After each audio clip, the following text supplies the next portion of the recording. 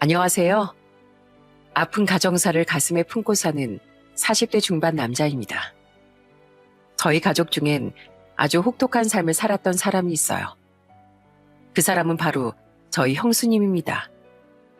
인생은 누구에게든 친절하지도 호락호락하지도 않다지만 유독 형수님에겐 인생이 잔인하게 굴었더라고요. 그리고 그런 형수님은 가족 모두의 가슴 속에 아주 아픈 사연으로 남게 되었어요. 저는 그런 형수님을 추억하며 가족 대표로 속죄하는 마음을 담아보고자 이렇게 사연을 보내게 되었습니다. 사연을 시작하자면 형수님 이야기에 앞서 저희 어머니 이야기부터 해야 할 것 같아요. 저희 어머니는 본디 좋은 분이셨습니다. 어머니는 직장을 다니던 아버지를 내조하며 저와 형을 다정하게 키워주셨어요. 부모님은 서로를 존중하셨고 저와 형은 그런 부모님을 잘 따랐죠. 그러다 제가 고1이고 형이 대학교 1학년이던 해 저희 집엔 커다란 변화가 생겼어요. 그건 바로 갑자기 크게 신병을 앓다 생명의 고비까지 드나든 어머니가 결국 내린 굿을 받은 후 무당이 되셨다는 겁니다. 아버지도 형도 그런 어머니가 새 삶에 적응할 수 있도록 최선을 다해 도왔어요. 하지만 어렸던 전 부끄럽게도 처음엔 어머니를 좀 창피하게 생각했죠. 그런데 어느 날은 형이 야단을 치더라고요. 어머니가 무당이라고 해서 네 어머니가 아닌 게 돼? 세상 사람들이 다 어머니 무시해도 우리만은 응원해드려야지. 상도야, 형 말 명심해. 잘못한 거 하나 없는 어머니를 창피하는 게 너 스스로를 정말로 창피하게 만드는 일인 거야. 나약했던 저와 달리 형은 참 선하고 내면이 단단한 사람이었습니다. 그런 형 덕에 저도 차츰 무당이라는 어머니의 새 인생을 덤덤히 받아들일 수 있었죠. 그렇게 원래부터 착하고 의젓한 데다 저보다 훨씬 좋은 대학을 나와 좋은 직장에 취업했던 형을 어머니는 무척 아끼고 자랑스러워하셨어요. 그런데 형이 31살이 됐던 해 집에 형수님을 처음 인사시키며 집안에 불화가 생기기 시작하더군요. 우리 은주 예쁘죠? 은주는요, 제가 아는 사람 중에 제일 착하고 마음 따뜻한 사람이에요. 처음 형수님을 봤을 때 저희 형과 잘 어울리는 사람이라고 생각했습니다. 특출나게 예쁜 건 아니었지만 형수님은 자신의 말투처럼 얼굴도 부드럽고 고운 분이셨어요. 말투도 조용조용하고 말 한마디를 해도 참 신중한 분이기도 하셨죠. 그런데 인사를 왔던 형수님이 돌아간 후 어머니가 갑자기 거세게 반대를 하기 시작하더라고요. 이 엄만 반대다. 세상에 여자가 얼마나 많은데 너 꼭 그 애랑 결혼해야겠니? 은주가 왜 마음에 안 드세요? 네, 저는 꼭 은주랑 결혼해야겠어요. 제 인생에 은주 말고 다른 여자는 생각할 수도 없다고요. 대체 왜 그러세요? 그냥 걘 부모님도 두 분 다 고등학생 때 일찍 여의고 형제도 없는 고아라며 거기다가 직장도 너에 비해 한참 떨어진다는데 네가 너무 아깝잖아. 고작 그런 이유로 반대하신다고요? 어머니 원래 사랑 그런 걸로 판단하는 분 아니시잖아요. 무엇보다 전 그런 말도 안 되는 이유로 은주 포기할 생각 전혀 없어요. 오히려 그런 환경에서도 이렇게 착하게 자라준 게 더 대단한 거 아닌가요? 우린 어머니의 반대가 이해가 되지 않았습니다. 하지만 어머니는 입을 꾹 다물고선 계속해서 형수님을 반대하셨어요. 그리고 그로부터 며칠 뒤 부모님의 집으로 형수님 혼자서 찾아오셨더군요. 형도 없이 혼자 여길 찾아오신 거예요? 원래 저와 형은 서울로 상경해서 부모님과 따로 살았습니다. 그리고 그 당시 이직 준비 중이었던 전 한동안 머리도 식힐 겸 부모님 집에 내려가 있었어요. 저는 놀란 마음으로 우선 형수님을 부모님께 안내했습니다. 이렇게 찾아와서 죄송합니다. 어머님, 아버님. 사실 제가 첫인사 드린 날 뒤로 상원 씨가 결혼에 대한 말을 자꾸 얼버무리더라고요. 상원 씨는 저한테 말을 안 하려고 했는데 제가 캐물어서 어머님이 절 반대하시는 걸 알게 됐어요. 그래서 저 용기 내서 이렇게 찾아왔습니다. 뭐, 아가씨 혼자 내 마음을 돌려라도 보겠다고? 그냥 제가 상원 씨를 얼마나 좋아하는지 어머니께 말씀드리고 싶었어요. 어머님, 제가 비록 가족도 돈도 없고 직업도 별로지만 상원 씨를 좋아하는 마음만큼은 진심이에요. 상원 씨는 외롭게 살던 제게 전부나 다름없는 사람이에요. 그런 상원 씨를 위해 제가 못할 일은 아무것도 없어요. 그러니 이런 제 마음 한 번만 믿고 이 결혼 허락해 주시면 안 될까요? 휴, 내가 솔직히 말할게. 아가씨가 고아인 거, 직업 별로인 거, 다 핑계야. 사실 우리 신령님이 아가씨랑 우리 상원인 절대 결혼해서는 안 되는 팔자래. 아가씨랑 결혼하면 우리 상원이 신생 단단히 망치게 될 거라네. 그래서 내가 반대하는 거야. 그러니까 진짜 우리 아들을 위한다면 아가씨가 알아서 정리하고 물러나. 어머니의 말에 아버지와 전 굉장히 놀랐습니다. 그런 우리보다 훨씬 큰 충격을 받은 형수님은 결국 아무 말도 못하고 눈물만 흘리며 돌아갔죠. 그리고 이틀 뒤 이번엔 형이 찾아와 어머니께 소리를 지르더군요. 어머니, 어떻게 그 마음 여린 사람한테 그런 잔인한 말을 하실 수가 있어요? 의지할 곳 하나 없는 은주한텐 저 하나밖에 없어요. 그런데 은주가 제 신세를 망칠 거라고요? 무작정 저한테 헤어지자고 하는 은주를 제가 어떤 심정으로 붙잡았는지 아세요? 그렇게 무릎까지 꿇고 매달려 들은 대답에서 어머니 이름이 나오는데 저 정말 억장이 무너졌어요. 내가 괜히 그런 말을 했겠니? 정말이다. 우리 신령님이 너랑 걔가 결혼하면 듣기 싫어요. 어머니, 전 살면서 어머니 진심으로 존중하고 응원했어요. 그럼 어머니도 제 결정을 믿고 저를 응원해 주셔야 하는 거 아니에요? 그런데 어떻게 제가 사랑하는 사람한테 그런 잔인한 말을 하실 수가 있어요? 저요, 무조건 은주랑 결혼할 거예요. 어머니가 반대하셔도 소용없어요. 은주 없는 삶은 살아도 저에겐 아무 의미가 없다고요. 가족들 모두 그런 형을 보고 소스라치게 놀랐습니다. 항상 얌전하고 착하기만 했던 형의 그런 모습은 난생 처음 봤으니까요. 결국 어머니는 형의 고집에 못 이겨 결혼을 허락하셨어요. 형은 자신을 밀어내려는 형수님을 찾아가 회사도 나가지 않고 몇 날 며칠을 매달려 겨우 형수님을 붙잡았다고 했죠. 이후 착한 형수님은 고맙게도 저희 어머니께 먼저 다가오려고 하더군요. 하지만 형의 결혼 후에도 어머니는 여전히 형수님에게 냉랭하게 구시더군요.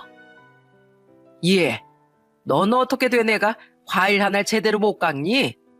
정말 마음에 드는 구석이 하나도 없어. 죄송해요, 어머님. 제가 혼자 살 때 과일을 잘 안 깎아 먹어봐서요. 가르쳐 주시면 열심히 배울게요. 이게 뭐야? 목도를 네가 직접 떴다고? 이걸 선물이라고 가져온 거야? 마음에 안 드세요? 제가 취미가 뜨개질이라 어머님 아버님 드리고 싶어서 일부러 떠온 건데요. 남들은 며느리가 백화점 명품 스카프니 옷이니 사다 준다는데 넌 고작 이런 손뜨개 목도리로 생색을 내려고 하니? 이딴 건 줘도 안 가지겠다. 넌 어떻게 마음에 드는 구석이 하나도 없어? 당신 그만 좀 해. 당신이 이렇게 구박해도 예쁨 받고 싶다고 번번이 찾아와주는 새아가가 얼마나 예뻐.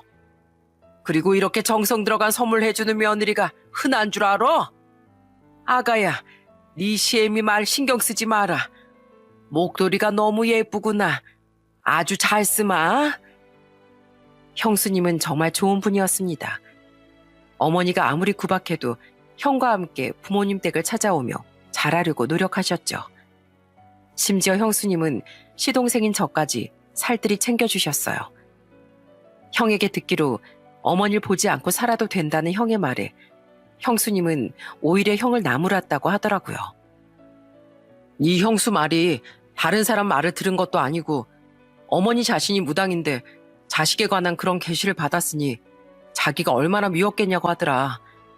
물론 자기도 사람인지라 서운하긴 하지만 그런 우리 어머니 마음에 들 때까지 노력하고 싶대. 그런 천사 같은 사람 마음을 왜 몰라주고 어머니 계속 그러시는지 정말 너무 답답하다. 형과 저 그리고 아버지가 만류를 하고 하돈 했지만 어머니의 태도는 일관적이었습니다. 그런 모습을 보았기에 형이 결혼한 지 3년 뒤 제가 아내와 결혼을 결심했을 때 솔직히 걱정이 많았어요. 어머니가 제 아내 될 사람에게까지 그러실까 봐서요. 그런데 어머니는 제 아내에겐 굉장히 좋은 시어머니의 모습을 보이시더라고요. 아유, 시댁에 와서 무슨 집안일을 하니?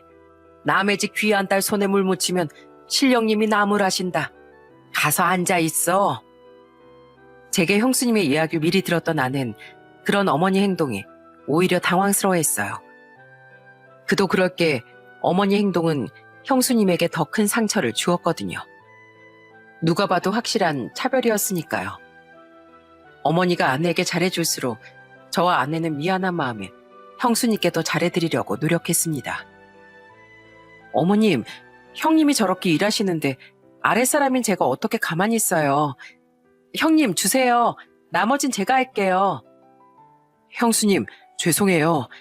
저희 어머니 행동 때문에 많이 서운하시죠? 저희가 저희 어머니 목만큼 형수님께 더 잘할게요. 이거 저랑 집사람이 형수님 드리려고 산 화장품이에요. 형수님 피부 예민해서 아무거나 못 쓰신다면서요. 그래서 집사람이 백화점 가서 정말 많이 물어물어 사온 거예요. 형수님은 그런 우리에게 고마워했지만 어머니께 받은 상처는 여전한 것 같았습니다. 저와 아내는 결혼한 지 얼마 안 되어 아이를 가졌고 결혼한 이듬해 큰아들을 낳았어요. 그리고 그때 또 아이 문제로 어머니는 형수님을 차별하시더라고요. 아이고 예뻐라 우리 손주. 큰애 넌 결혼한 지 4년이 되도록 여태 뭘 했니? 작은애 결혼하자마자 떡두꺼비 같은 손주를 낳아왔는데 역시 널 우리 상원이랑 결혼시켰으면 안 됐어. 큰애 넌 애초에 가족 복이 없는 애야. 그러니까 여태 애도 못 갔지. 정말 너무하세요 어머님. 안 그래도 아이 문제로 저희가 속상해하는 거 아시면서 어떻게 그렇게 저한테 상처가 되는 말을 하세요. 그동안 저 어머니께 잘하려고 정말 많이 노력했어요. 근데 이젠 정말 어머니께 어떻게 더 잘해야 될지 모르겠어요. 그럴 마음도 들지 않고요. 어머니, 이건 도가 너무 지나치신 거 아니에요? 어떻게 일찍이 부모님을 잃은 사람한테, 아이가 안 생겨서 힘들어하는 사람한테 가족 복이 없다는 잔인한 말을 하실 수가 있어요? 그동안 저요, 어머니한테 너무 화나는 거 집사람 만류 때문에 겨우 참았던 거예요. 근데 이젠 집사람이 여기 오자고 해도 제가 못 참겠어요. 저 이제 여기 안 옵니다. 집사람하고 둘이서만 행복하게 살 거예요. 결국 그 일로 형수님은 서름이 크게 터지셨습니다. 형 또한 어머니께 불같이 화를 내며 형수님을 데리고 돌아가 버렸죠. 아버진 혀를 차며 결국 이 사달을 냈다고 어머니를 탓하셨고요. 저와 아내 또한 한숨을 푹 쉬며 이건 아닌 것 같다고 화를 냈습니다. 하지만 어머니는 더욱 표독스러운 표정을 지으며 이렇게 말하시더라고요. 나야말로 답답하다. 내가 이 정도로 구박했으면 알아서 떨어져 나가야 하는 거 아니냐? 아무리 걔가 우리 상원이를 좋아해도 시댁이 싫으면 남편 얼굴도 결국 쳐다보기 싫은 법이라잖아. 근데 왜 큰애젠 도망도 안 가고 꿋꿋이 저렇게 버티는 게야? 어머니, 그럼 그동안 형수님을 쫓아내고 싶어서 그렇게 더 구박을 하셨던 거예요? 형하고 형수님 결혼하고 잘 살고 있잖아요. 그럼 된 거지. 왜 아직 일어나지도 않은 일로 형수님을 계속 못 쫓아내서 안달이신 거예요? 형수님도 비록 돌아가시긴 했지만 한 부모님의 소중한 자식이에요. 형 귀한 줄 알면 형수님도 귀한 줄 아셔야죠. 어머님 그동안 형수님을 쫓아내고 싶어서 더욱 못되게 구박을 하셨던 겁니다. 그런 어머니의 말을 듣는데 큰 실망감이 밀려오더라고요. 어머니가 저렇게 이기적인 분이었나 싶었죠. 그 모습을 보고 아내 또한 같은 며느리로서 어머니께 실망감을 느낀 것 같았어요. 그렇게 그날 우리 가족은 모두 어머니께 큰 실망을 했고 형은 자신의 선언대로 형수님과 함께 더 이상 어머니를 보지 않고 살겠다고 하더군요. 하지만 그로부터 며칠 뒤 형은 어머니뿐만 아니라 가족 모두의 곁을 영영 떠나버렸죠. 자차를 몰고 야근 후 퇴근하던 길에 그만 빗물에 차가 미끄러져 버린 거예요. 다행히 다른 피해자는 없었지만 형은 가로수를 크게 들이받고 현장에서 그대로 세상을 떠나고 말았습니다. 아이고, 상원이 이거사. 내가 뭐라고 했니?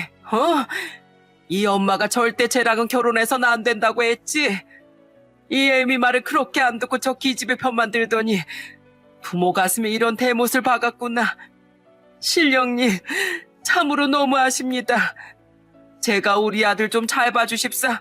얼마나 많은 공을 들였는데 기어코 제 아들이 이렇게 데려가시다니요. 형을 너무도 아꼈던 어머니는 장례식장이 떠나가라 오열하셨습니다. 바닥에 주저앉아 땅을 마구 내리치셨고 차라리 날 데려가라며 스스로 머리를 마구 내려치기도 하셨어요. 또한 어머니는 충격과 상실감에 정신을 차리지 못하던 형수님에게 모든 원망을 돌리기도 하셨죠. 넌 뭘 잘했다고 거기 앉아서 질질 짜고 있냐? 내가 너 결혼 전에 부탁했지? 우리 아들을 위한다면 네가 먼저 물러서라고. 근데 기어코 우리 아들이랑 결혼해서 이 사단을 만들어 놓고 네가 뭔데 우리 아들 장례식장에 와서 울고 있어? 넌 그럴 자격도 없어. 이 내 아들 잡아먹은 기집애야. 당신 그만 좀 해. 당신이 상원이 신세를 망칠 거라고 했지. 언제 상원이가 목숨을 잃을 거라고 했어? 그리고 헤어지자고 하고 떠난 그늘 기어코 가서 잡아온 건 상원이야. 그럼 탓하려거든 차라리 상원이 저 애를 탓해야지. 큰애야, 미안하다. 네 시애미가 지금 자식 잃은 슬픔에 제정신이 아니야. 맞아요, 어머니. 우리가 슬픈 만큼 남편 잃은 형수님은 얼마나 슬프시겠어요. 형수님도 우리 가족인데 형수님 마음도 헤아려 주셔야죠. 형수님, 저희 아내랑 잠깐이라도 들어가 계세요. 여보, 나 조문객들 맞이해야 하니까 우리 형수님 좀 부탁해. 다행히 장인 장모님께서 태어난 지 몇 달 안 된 저희 아들을 잠시 봐주셨기에 저와 아내는 부모님과 형수님을 돌볼 수 있었습니다. 저와 아버지는 어머니의 슬픔에 깊이 공감할지언정 형수님에게 모든 원망을 돌리는 일은 두고 볼 수 없겠더군요. 게다가 차라리 왜 모든 애 탓을 하냐며 형수님이 화라도 내면 좋았으련만 형수님은 한마디 대꾸도 없이 그저 눈물만 흘리셨어요. 그 모습이 어찌나 안쓰러웠던지 장례식이 끝나고 난 뒤에도 자꾸만 형수님이 마음에 걸리더라고요. 여보, 나 아무래도 형수님께 좀 가봐야겠어. 형수님한테 부모님도 안 계신데 혼자서 얼마나 힘드시겠어. 나도 안 그래도 형님이 너무 걱정됐었어. 같이 가보자. 저와 아내는 크게 상심한 부모님을 보살피느라 며칠간 부모님 댁에 머물렀습니다. 그 후 서울에 올라온 우린 처가로 아이를 찾으러 가기 전 형수님 댁부터 들렀어요. 장례가 끝난 다음 날 연락을 드리긴 했었지만 그래도 혼자 남은 형수님이 너무 걱정됐거든요. 그리고 그 집에 도착한 우린 놀라운 사실을 알게 됐죠. 형수님 집에 찾아가 보니 그 집에서 웬 사람 셋이 막 나오고 있더군요. 말을 들어보니 그들 중 가장 나이든 아주머니인 부동산 중개인인 것 같더라고요. 저는 의아한 마음에 물었습니다. 저흰 이 집 사는 사람 가족인데요. 지금 이 집 보러 오신 거 맞죠? 네, 맞아요. 근데 여기 살던 사람이 이틀 전에 이사 갔어요.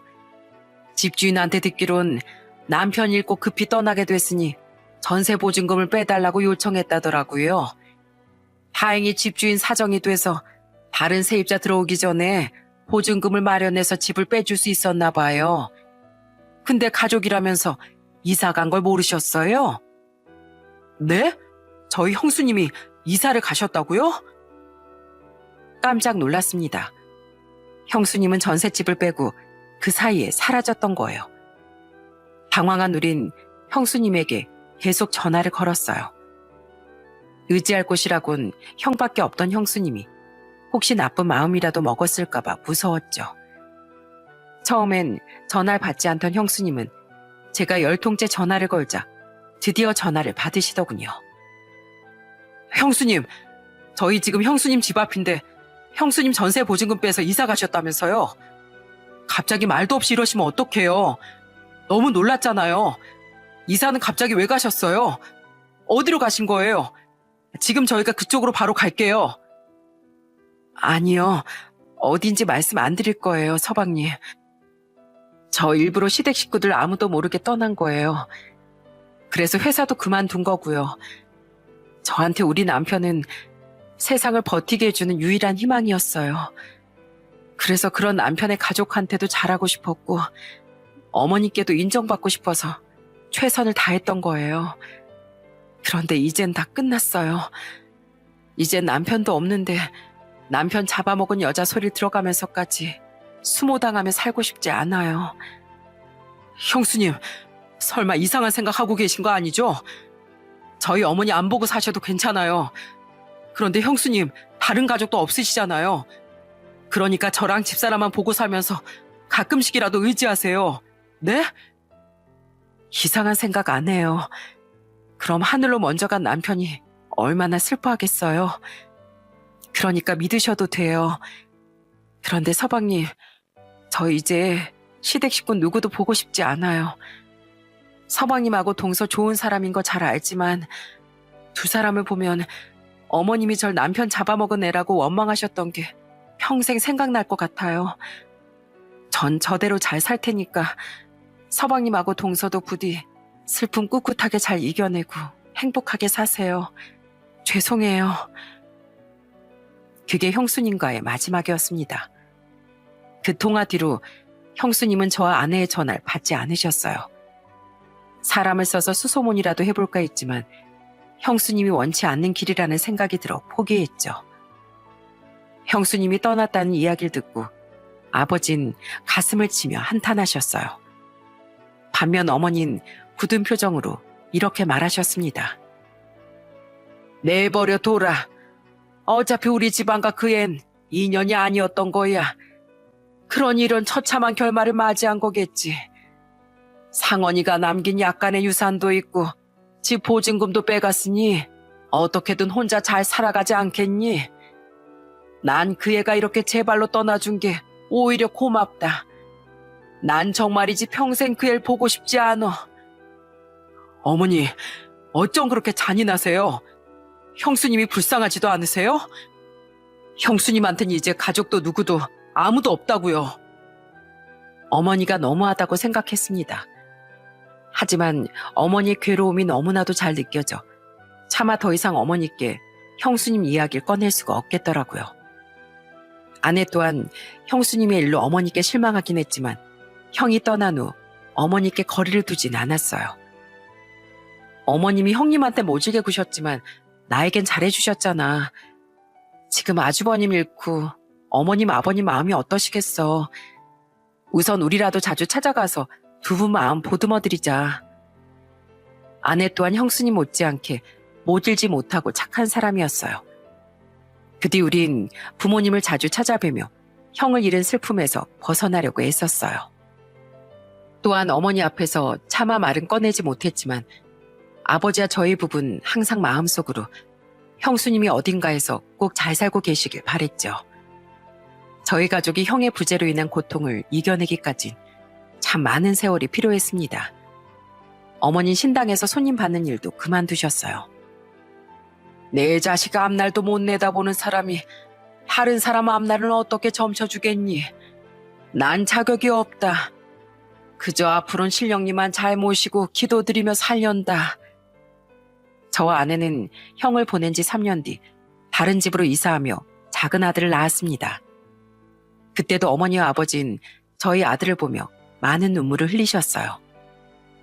너희라도 자식이 남아 숨풍숨풍 나와서 다행이구나. 우리 상원인 자기 분신도 못 낳아놓고 떠났는데 그 착한 애한테 세상에 왜 이렇게 모질게 굴었단 말이냐. 하지만 시간이 약이라는 말이 정말 맞더군요. 물론 가족을 잃은 슬픔은 조금씩 무뎌지긴 할지언정 흐려지진 않았어요. 그래도 시간이 흐르니 부모님은 어느덧 손주들 재롱을 보며 웃기도 하실 수 있게 됐죠. 그렇게 형을 보낸 지 어느덧 12해가 흐른 해 명절날이었습니다. 그해 저와 아내는 아이들과 함께 명절 연휴 내내 저희 부모님 댁에서 머물 예정이었어요. 장인 장모님께서 아내의 오빠인 형님 가족과 명절 내내 국내 여행을 떠난다고 하셨거든요. 그리고 명절 당일 차례를 지낸 뒤 다 같이 아침을 먹고 막 치웠던 시간에 누군가 부모님 집 초인종을 누르더군요. 아침부터 누구지? 제가 나가볼게요. 누구세요? 저는 현관문을 열고 마당으로 나가 대문을 열어젖혔습니다. 그리고 대문 앞에 서 있는 사람을 본 순간 너무 놀라 숨이 턱 막히고 말았어요. 형수님? 서방님, 역시 여기 계셨네요. 잘 지내셨어요? 그 사람은 바로 12년 전 홀연히 사라졌던 형수님이었거든요. 그 세월 동안 무슨 일이 있었던 건지 형수님은 거의 뼈만 남은 듯 말라있더군요. 두 눈 아래는 병든 환자처럼 휑하니 꺼져 있었죠. 그런데 자세히 보니 형수님의 한쪽 손에 들린 커다란 진가방 뒤로 웬 남자애가 머리를 빼꼼 내밀고 있지 않겠어요? 저는 형수님 뒤에 숨어 얼굴이 잘 보이지 않던 그 남자애를 보며 물었어요. 형수님, 잘 지내셨어요? 어디서 어떻게 지내신 거예요? 그런데 이 애는 누구예요? 우선 들어가서 말씀드려도 될까요? 안에 가족들 다 있나요? 네, 들어오세요. 어머니, 아버지, 저 형수님이 오셨어요. 뭐? 그 애가 여기가 어디라고 와? 저는 집안을 향해 형수님이 오셨다고 말했습니다. 제 말에 놀란 가족들은 마당으로 달려나왔어요. 그리고 그중 가장 앞장서서 달려나온 사람은 딱딱하게 굳은 표정의 어머니셨죠. 저는 지금에 와서 또 어머니가 형수님께 모진 소리를 할까봐 걱정됐어요. 역시나 어머니는 형수님을 향해 호통을 치시더군요. 그렇게 떠나버릴 때는 언제고 이제 와서 여긴 왜 왔냐? 왜? 우리 아들 목숨 빼앗고 아직도 우리 집에서 빼앗아 갈 게 남았어? 근데 저 애는 또 뭐야? 너 그 사이에 다른 놈의 애까지 만들었니? 아주 잘 됐구나. 그럼 그 놈이랑 알콩달콩 잘 살 것이지. 대체 여긴 왜 와서 사람 속을 또 뒤집어 놔? 얼른 여기서 나가. 아니에요, 어머님. 이 애는 어머님 큰아들, 제 남편 애예요. 저 우리 아들 서방님께 맡기려고 찾아온 거예요. 서방님이 전에 살던 집에 가봤는데 이미 다른 사람이 살고 있더라고요. 그래서 고민 끝에 명절엔 서방님이 여기 와 계실 것 같아서 와봤어요. 어머님 뵙기 무서운 마음 꾹 참고서요. 뭐? 우리 아들 자식이라고? 하늘로 간 우리 아들 자식을 네가 어떻게 낳아? 그리고 어머니의 호통에 이어진 형수님의 말에 모두들 경악을 했습니다. 어머니는 형수님의 말을 못 믿어하면서도 휘둥그레진 눈으로 형수님 옆에 서 있던 아이를 그제야 자세히 보시더군요. 저 또한 그제야 형수님 뒤에서 옆으로 자리를 옮겨 서 있는 그 남자애를 관찰했어요. 그리고 그 아이를 살펴본 우리는 모두 같은 생각을 했습니다. 어머니, 이 애는 누가 봐도 우리 형 애가 맞는 것 같아요. 그 애는 저희 형 아이가 확실하다는 생각 말입니다. 왜냐하면 그 애는 어린 시절 형의 얼굴과 정말 똑같이 닮아 있었거든요. 다른 점이 있다면 어린 시절의 형보다 훨씬 깡말랐다는 것뿐이었죠. 어머니는 여전히 떨리는 목소리로 형수님에게 물었어요. 얼굴은 닮았다만 그럼 너 떠날 때 이미 이 애를 품고 있었다는 거야? 네, 저도 처음에 몰랐어요. 남편 보내고 전 원래 살던 고향으로 내려갔었어요. 그리고 거기서 산 지 2달 만에 알게 된 거예요. 이미 뱃속에 애가 3개월 가까이 됐었다는 것을요. 근데 왜 우릴 다시 안 찾아왔어? 우리 아들 핏줄을 왜 우리한테서 숨겨 키웠다는 거야? 어머님이 저를 얼마나 미워하고 원망하셨는지 기억 안 나세요? 그런 분한테 제가 남편 애를 가졌다고 찾아가면 의심받고 괴롭힘만 더 받을 것 같았어요. 남의 애인지 어떻게 아냐면서요. 그리고 설사 남편 애인 걸 제가 증명한다고 한들 찾아오면 제 피가 섞였다면서 어머님이 얘를 미워하실까봐 무서웠어요. 우리 애만큼은 저 같은 서름 받게 하기 싫어서 그냥 혼자 숨어서 애를 키웠던 거예요. 형수님은 어머니가 무서워서 형의 아이를 가진 걸 알고서도 우리 앞에 나타나지 않았다는군요. 어머니는 여전히 너무 혼란스러운 표정으로 그 아이를 향해 다가가셨어요. 그리고는 그 애의 얼굴을 어루만지며 흐느끼듯 이렇게 말씀하셨죠. 네, 아가, 너 이름이 뭐야? 네 아버지 이름은 알아? 저는 박찬별이고요. 아버지 이름은 박상자 헌자예요. 전 아버지를 본 적은 없는데요. 어머니가 항상 아버지 사진을 보여주셨어요. 아버지 이름도 아버지가 얼마나 좋은 분인지도 알려주셨고요. 어쩜 이렇게 우리 상원이랑 목소리도 똑같니? 정말 네가 우리 상원이 아들이 맞구나. 맞아. 상원아. 어머니는 제 조카가 분명한 그 아이를 안고 오열하셨습니다. 조카 이름이 아닌 형의 이름을 연신 부르면서요. 조카는 처음 만난 자신의 할머니 품에 안겨 약간 어색하고 겁먹은 듯한 표정을 짓고 있었죠. 그리고 곧이어 아버지 또한 조카를 껴안으며 함께 흐느끼기 시작하셨어요. 저는 그런 세 사람의 모습을 보며 눈물을 흘리고 있는 형수님에게 다가갔습니다. 그리고는 무슨 일인지 뼈만 앙상하게 남아있던 형수님을 꼭 안아드리며 함께 울면서 물었어요. 형수님, 대체 저 애랑 둘이 어떤 세월을 살아오신 거예요? 왜 이렇게 마르신 거예요? 네? 그리고 왜 갑자기 저 애를 저한테 맡기려고 하신 거예요? 저도 아이랑 둘이 살아보려고 정말 최선을 다했는데요. 사는 게 너무 힘들었어요. 애가 어릴 땐 너무 잔병치레가 많아서 돈은 버는 것보다 나가는 게 훨씬 많았어요. 그래도 어떻게든 잘 버텼었는데 이번엔 고향 친구가 제게 좋은 투자 사업이 있다고 제안하더라고요. 워낙 어릴 적부터 알던 친구니까 철석같이 믿고 거기에 정말 많은 재산을 투자했거든요. 뭐에 홀린 듯이 대출까지 받아서요. 그런데 그게 전부 다 사기였던 거예요. 형수님은 제 품에서 떨어지며 그동안의 사정을 이야기하기 시작했어요. 들어보니 사연만 해도 가슴 아픈데 힘없이 바들바들 떨리는 형수님의 목소리까지 더해지니 자꾸만 가슴이 미어지더군요. 형수님의 고향 친구는 형수님에게 사기를 친 후 자기는 모르쇠로 나왔다고 해요. 자신도 피해자라고 말하며 경찰의 수사망을 빠져나갔지만 그 친구는 얼마 뒤 형수님과 다른 피해자들을 피해 어디론가 도망을 갔다고 하더라고요. 그 일로 전 집도 단칸방으로 옮겨야 했어요. 게다가 설상가상 다니던 직장에서도 잘렸지. 애 엄마라고 쉽게 또 취업시켜주는 곳도 없지. 너무 힘들더라고요.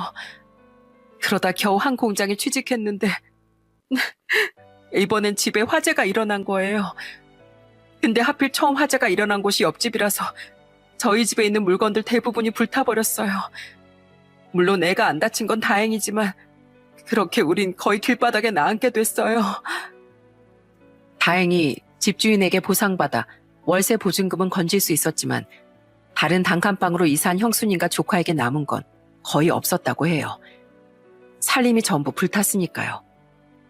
형수님은 사회복지단체와 지자체에서 도와준 돈에 더해 최소한의 생활을 위해 또 대출을 받게 됐다는군요.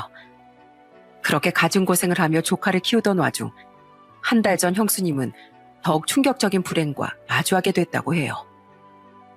암이요? 형수님이 지금 암이시라고요? 네, 그 모진 세월을 제 몸이 견뎌내지 못했었나 봐요.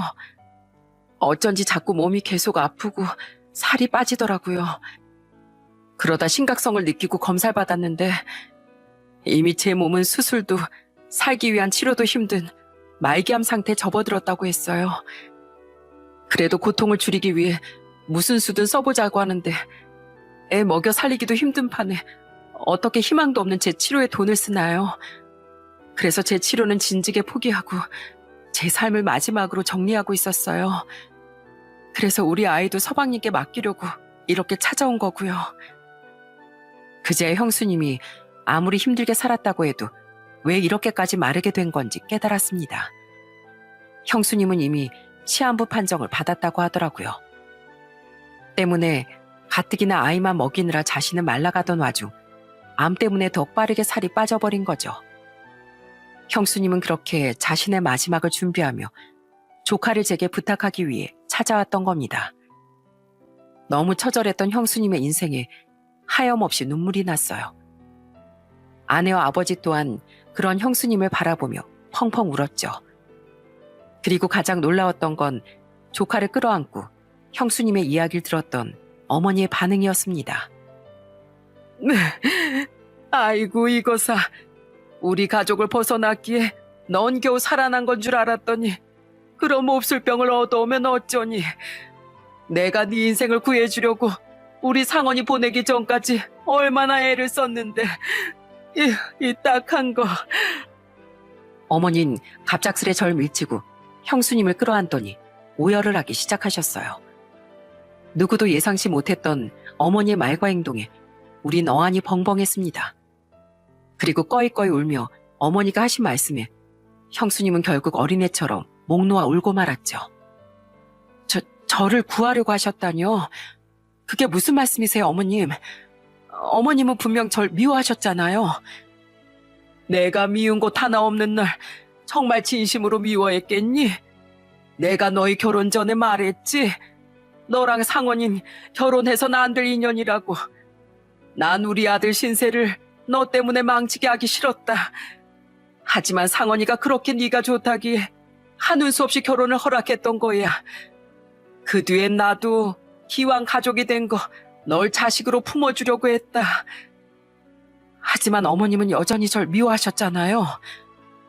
그런데 그제야 신령님이 나한테 더 무서운 말을 해주시더구나. 너희 둘은 서로 만나면 결국 그 끝은 둘 모두에게 커다란 불행밖에 없을 거라고 말이야. 그래서 내 널 어떻게든 쫓아내보려고 그렇게 모질게 굴었던 거야. 이미 결혼 전 일로 신령님 말씀을 빌려서 둘을 갈라놓으려고 한들 소용없다는 걸 알고 있었으니까. 상원이뿐 아니라 이미 너무 상처가 많은 네 인생도 불행에서 끄집어내주고 싶어서. 하지만 그 끝이 결국 상원이의 목숨을 앗아가는 일이었다는 걸 알았더라면 난 진즉 모든 걸 솔직하게 말하고 널 강제로라도 갈라놨을 거야. 사실 우리 상원이 그렇게 보낸 건 알고서도 막지 못한 내 탓이다. 어머닌 두 사람의 결혼 후 형뿐 아니라 형수님의 인생 또한 불행해질 거라는 신의 말씀을 들으셨다는군요. 하지만 솔직히 말해봤자 두 사람을 갈라놓지 못할 것 같다. 일부러 더욱 모질게 형수님을 괴롭히신 거예요. 어쩐지 그제야 그 선하던 어머니가 유독 형수님에게만 표독스럽게 왜 굴었는지 이해가 가더라고요. 물론 상원이 보내고 나도 사람인지라 널 진심으로 원망한 건 사실이다. 애초에 둘이 만나지만 않았어도 우리 상원이 그렇게 보낼 일은 없었을 거라고 생각했으니까. 하지만 그것도 잠시뿐이고 네가 떠났다는 말에 차라리 안심이 되더구나. 그래, 이제 넌 우리 집안에서 벗어나게 됐으니 넌 우리 상원이처럼 목숨 잃는 불행까진 당하지 않겠다 싶었어. 그런데 결국 넌 이 애를 가져서 끝내 상원이와 인연에서 벗어나지 못했구나. 그래서 이런 몹쓸 병을 얻은 게야. 이럴 줄 알았으면 차라리 널 옆에 두고 고생이라도 덜 시키면서 살게 할 걸 그랬다. 이게 다 내가 어리석었던 탓이야. 어머님, 그럼 저 그동안 진심으로 미워한 게 아니셨던 거예요? 전 평생 어머니께 제가 미움받는 줄로만 알았어요. 아니다, 아니야. 하지만 끝내 이렇게 될 줄 알았다면 난 널 쫓아내기 위해 노력했던 시간을 차라리 널 사랑하는 데 쏟아부었어야 했던 거야. 너 떠나보낸 후로 매일 신당에서 네 행복을 위해 기도할 게 아니라 내 손으로 널 행복하게 만들어줬어야 했어. 그걸 이 못난 늙은이가 이제야 깨달아버렸구나. 미안하다 얘야. 그동안 한 번도 어머니가 입 밖으로 꺼내지 않았던 진실에 모두 눈물바다가 되었습니다. 특히 형수님은 처음으로 알게 된 어머니의 따뜻한 진심과 사과에 정말 어린애처럼 울음을 거의 토해내셨죠. 나쁜 사람은 하나도 없는 우리 가족이었건만 어쩌다 우리가 이런 끝에 다다르게 된 건지 참 가슴 아프더라고요. 가긴 어딜 간단 말이냐? 이미 월세방도 다 빼고 여기로 찾아온 거라면서. 그냥 고시원에라도 가려고. 거기서 쓸쓸하게 혼자 생을 마감하려고 했다고? 말도 안 되는 소리 말거라. 내 너에게 그만큼 더 큰 죄를 지을 수는 없어. 맞아요, 형수님. 가족이 이렇게 버젓이 있는데 고시원이라뇨. 말도 안 돼요. 그날 형수님은 조카만 우리에게 맡기고 자신은 홀로 고시원 방을 구해 마지막 여생을 보내려고 했다는군요. 어머니를 필두로 우린 모두 그런 형수님을 필사적으로 붙잡았어요. 결국 형수님은 우리와 함께 그곳에서 하룻밤을 보낸 후 다음날 조카와 함께 저희 집으로 올라가기로 했습니다. 요즘 밥도 잘 못 삼킨다고? 에휴, 젊은 것이 왜 이렇게 팔자가 박복하노? 기다려봐라. 내 금방 죽이라도 써오마. 아유, 앉아있어. 환자가 어디 주방에 들어오려고 그래. 어머닌 장기 기능이 떨어져 밥 먹기도 힘들어하는 형수님에게 미음에 가까운 죽을 끓여주셨습니다. 그리곤 밥을 먹는 형수님을 보며 눈물 한 방울, 낯선 가족들 눈치를 보며 밥을 떠먹던 조카를 보며 또 눈물 한 방울을 흘리셨죠. 이 죄를 자신이 어떻게 다 갚냐며 자신을 죄인이라고 칭하면서요. 아니에요, 어머님. 어머님이 왜 죄인이세요? 사실은 좋은 마음으로 그러셨다는 거 이젠 우리가 다 아는데요. 그리고 어머님, 저도 처음엔 어머님을 원망했었는데요. 제가 애를 낳아보니까 정말 내 자식을 위해서라면 못할 것이 없겠다는 걸 알겠더라고요. 그래서 제 남편을 위해서 절 어머님이 정말 반대하셨다고 해도 이해할 수 있겠지 뭐예요. 그래서 전 여기 오기 전에 이미 어머님에 대한 원망은 하나도 없었어요. 정말이에요. 그러니까 저한테 미안해하지 마세요. 천사 같은 형수님의 말을 듣는데 어쩜 사람이 저렇게 착할 수 있나 싶더라고요. 그런 분이었으니 어머니도 미처 형수님을 더 일찍 찾지 않았던 저희 부부와 아버지도 형수님에게 더더욱 미안해진 거겠죠. 다음날 저와 아내는 형수님과 조카를 저희 집으로 데려왔습니다. 고맙게도 저희 두 아들은 또래인 조카를 살갑게 보살펴 주더라고요. 여기 비싼 곳일 텐데 너무 무리하시는 거 아니에요, 어머님? 내 마음 같아선 내 전 재산을 주더라도 더 좋은 곳에 보내주고 싶다. 그러니까 그런 소리 하지 말거라. 혹시나 싶어 우린 형수님을 대학병원에서 한 번 더 검사시켰습니다. 하지만 절망적이게도 결과는 마찬가지였죠. 그 뒤 어머니와 아버진 저희가 알아본 좋은 호스피스 병원에 형수님을 직접 입원시키셨어요. 마지막이라도 아무 걱정 없이 형수님이 치료를 잘 받으며 여생을 보내길 바라는 마음으로요. 저와 아내는 조카를 데리고 거의 매일같이 형수님의 병원에 찾아갔습니다. 그리고 저희 부모님 또한 거의 매주 주말마다 서울로 올라와 형수님을 만나셨어요. 오늘 몸은 좀 어떠냐, 은주야? 괜찮아요, 어머님. 그런데 큰애야 아니면 찬별이 엄마 말고 제 이름으로 불리는 게 되게 오랜만인 것 같아요. 일하던 공장에선 절 아예 아줌마라고만 불렀었거든요. 어머님이 그렇게 불러주시니까 꼭 제 진짜 엄마처럼 느껴지기도 하고요. 감사해요, 어머님. 고작 이름 불러주는 게 뭐가 고마운 일이라고. 그깟 이름 내가 100번은 더 불러주마. 그러니까 얼른 낫기만 해.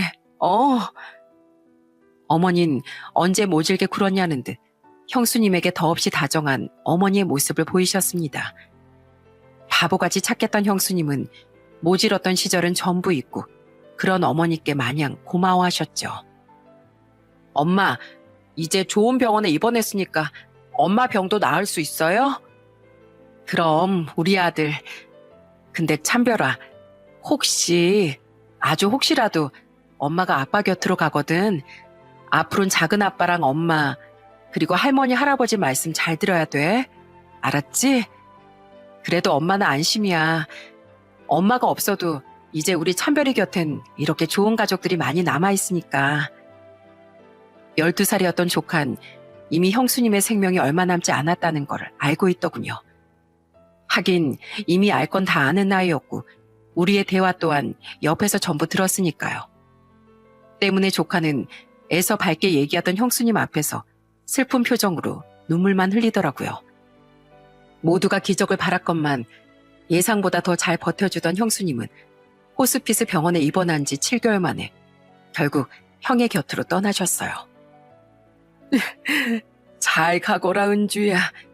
하늘에 가서 그토록 그리워했던 네 부모님도 만나고 우리 상원이도 만나서 행복하게 잘 살렴. 내가 너에게 지은 죄는 내 몇 번의 생을 반복하더라도 꼭 널 찾아가 모두 갚으마. 참으로 미안했다. 어머닌 형이 떠났던 때처럼 형수님의 장례식장에서 오래오래 흐느끼셨습니다. 저와 아내는 평생 우리 자식으로 품기로 다짐한 조카를 안고 눈물을 흘리며 형수님의 안녕을 빌어드렸죠. 부디 너무 잔인한 삶을 살다 간 형수님이 하늘에서라도 행복하길 말입니다. 그게 벌써 2해 전의 일이네요. 지금 조카는 슬픔을 씩씩하게 이겨내고 저희 아이들과 잘 어울리며 밝게 자라고 있어요. 어머니와 아버진 아직도 조카를 보면 미어지는 마음에 눈물을 흘리곤 하세요. 특히 어머닌 조카에게 항상 미안해 하시는데 형과 형수님을 닮아 너무 착한 조카는 모든 가정사를 알고 있지만 어머니를 원망하지 않는다고 말하곤 하죠. 엄마가요, 처음엔 할머니가 너무 미우셨대요. 하지만 할머니가 아니었으면 애초에 아버지를 만나지도 못했을 거고 그랬으면 저도 만나지 못했을 테니 나중엔 할머니께 고마웠대요. 엄만 할머니를 이해한다고 하셨고 마지막엔 할머니랑 가족들 덕에 마음 편히 눈을 감을 수 있다고 웃으면서 말씀도 하셨어요. 그러니까 저도 할머니 원망 안 해요. 지금도 어머니는 신당에서 매일 형과 형수님을 위해 기도드리고 계십니다. 어머니의 기도가 부디 너무 이르게 하늘이 데려간 두 천사, 형과 형수님을 이젠 편안히 쉴 수 있도록 도와줬으면 좋겠어요. 저는 지금처럼 조카를 두 아들과 절대 차별하지 않고 똑같이 우리 아들이라고 생각하면서 잘 키울 생각이에요. 그것이 더 일찍 형수님을 찾아 나서지 않은 일에 대한 속죄이기도 하고 또 형의 동생으로서 당연한 도리이기도 하니까요. 그리고 제게 가장 고마운 한 사람, 이 모든 일을 이해하고 조카에게 엄마가 되어주기로 한 아내에게 항상 감사하면서 살아가려고 해요. 저희 어머니는 여전히 스스로를 많이 자책하며 살고 있습니다. 어머니가 아니었다면 형과 형수님이 너무 짧았던 생을 그래도 더 행복하게 살 수 있었을 거라면서요. 가슴 아프지만 차마 아니라고 어머니의 말을 부정할 수도 없어 전 어머니를 그저 꼭 안아드리곤 해요. 형과 형수님을 위했던 어머니의 마음만은 너무도 잘 알고 있기에 말이죠. 이토록 아무리 좋은 마음이라도 다가오지도 않을 미래를 예상하고 단정짓는 건 정말 조심해야 하는 일 같아요. 그러니 여러분께선 저희 어머니처럼 섣부른 판단과 실수로 자신과 타인의 현재를 불행하게 만들지 않도록 항상 조심하시길 바랍니다. 다가올 미래도 중요하지만 더 중요한 건 모든 걸 보고 듣고 느끼며 생생히 살아가고 있는 지금 이 순간이니까요. 마지막으로 부디 하늘로 간 저희 형수님이 무사히 형을 만났길, 그래서 그곳에서나마 행복해 하시고 있길 바라주시면 너무 감사할 것 같네요. 저 또한 형수님과 형의 행복을 빌며 이만 여기서 인사드리겠습니다. 끝까지 함께해 주셔서 정말 감사드립니다.